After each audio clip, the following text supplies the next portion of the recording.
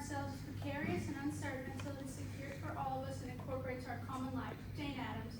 Jane Addams, the visionary. Jane Addams was born September 6, 1860. She grew up in Cedarville, Illinois. When Jane was a child, she was riding through town with her father, and she noticed that everyone was living in bad conditions, and it made her sad. Jane then knew from that point forward she would like to start helping people. Jane was part of the progressive movement where women were finally going to school and getting the education they deserved. In 1881, Jane graduated from Rockford Female Seminary. She was valedictorian of her class of 17 people. I wonder what I should do with my life. I finally finished school. I just know I have to help people. It's my job. I remember as a young child when my father bought me a beautiful new coat. He still admonished me to be mindful of the other little girls at church as to not make them feel bad. I asked how the inequalities of this life could be changed, and I was told that people might be equal in things that mattered much more than clothes. The affairs of education and religion, for instance, which we attended to when we went to school and church, and that it was stupid to wear the sort of clothes that made it impossible to have equality even there. Jane had a desire to see the whole world, not just her own social circle. It was while on a second tour in Europe with her friend Ellen Starr when Jane saw Toynbee Hall. Toynbee Hall was a settlement house in Europe that helped people.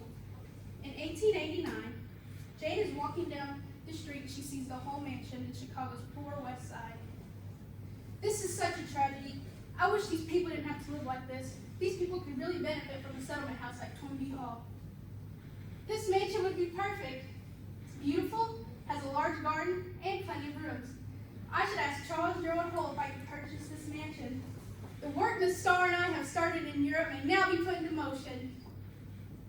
Jane was lucky to have found Hull House when she did. Charles Gerald Hull had given his mansion to his cousin, Helen Culver. Helen granted Jane a 25-year rent-free lease. Jane used this, and at first she opened a kindergarten, an infancy care, and a day nursery. Jane Addams, the advocate. The kids had so much fun today. I think I'm really helping the parents that are working hard during the day. I know I have to do something. Maybe I can add more to this. Maybe something for my older guests.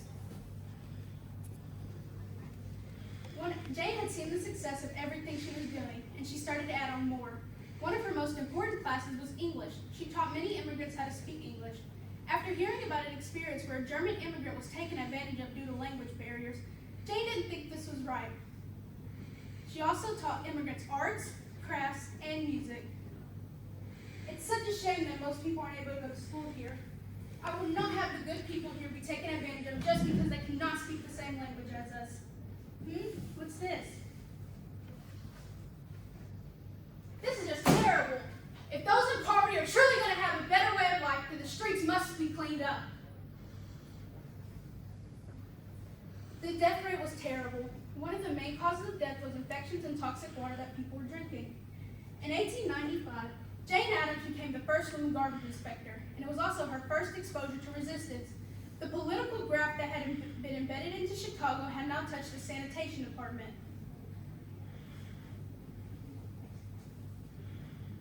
Why can't these people do their job? These people need to do a better job at keeping the streets clean so that people aren't getting ill. I know the companies are more concerned with making money than the welfare of our town, but I will not tolerate this. Jane Addams, the reformer. In 1907, Jane noticed how bad child labor was. Jane didn't think this was right, and she soon delivered a speech against child labor.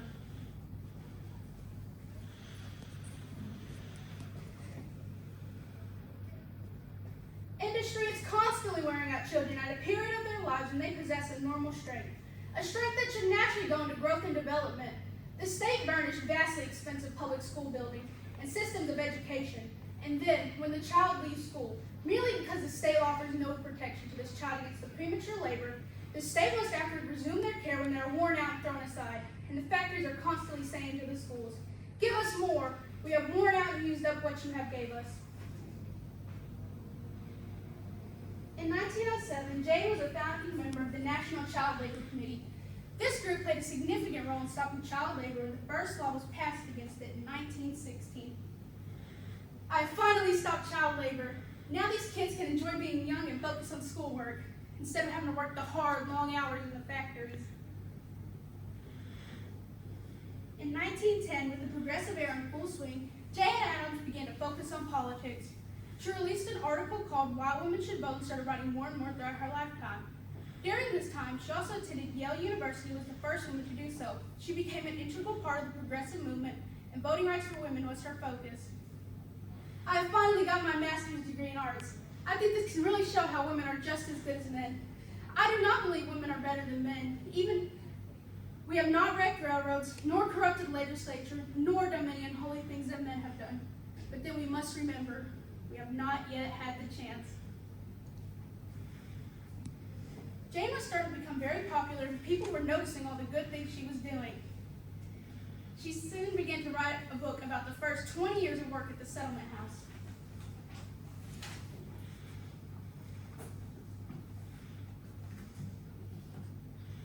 It is quite impossible for me to say in what proportion or degree the subjective necessity which led to the opening of Hull House combined the three trends. First, the desire to interpret democracy in social terms. Secondly, the impulse beating at the very source of our lives, urging us to aid in the race progress. And thirdly, the Christian movement towards humanitarianism. I have finally finished my work. I will title it 20 Years at Hull House. I think this book will be a great hit and can really show the good that Hull House has done for these people. Jane was starting to become very popular, and people were seeing all the good she was doing. Jane soon became friends with Theodore Roosevelt. Look at that. Another letter from Mr. Roosevelt. He is such a good friend, and he really loves Hull House. Maybe this can help Hull House become more utilized, and we can help more people. August 16, 1912. My dear Miss Addams, I wish very much you would write one or two pieces on the new movement and what we progressives are striving for in the way of social justice, especially for the women and children and these men who have the hardest time in life. I should like to have the movement, which happens to be the moment headed by Johnson and myself, described by you, because I know no one else who could describe it as well. Sincerely yours, Theodore Roosevelt. Sadly, Jane and Theodore fell out of their friendship due to different perspectives on war. Jane soon came together with other feminists in 1914 to create the Women's Peace Party.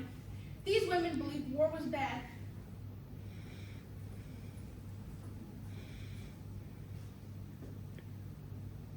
I do not assert that women are better than men. Even in the heat of suffrage debates, I have never maintained that. But we would all admit that there are things concerning which women are more sensitive than men, and that one of these is the treasuring of life.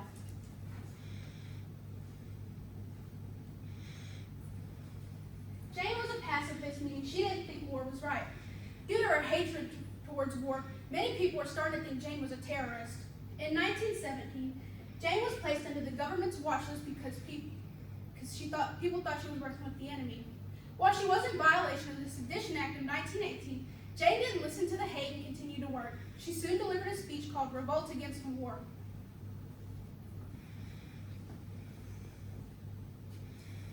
Of young men against old man's Europe, of women who know the cost of life, of statesmen who are beginning to dread the militarism will be entrenched and civil rights will be broken down in each country if the settlement of war comes through bloodshed rather than negotiation. Jane won the Nobel Peace Prize on December 10, 1931. She was 70 when she won this award, but sadly she couldn't attend the ceremony because she was ill and in the hospital.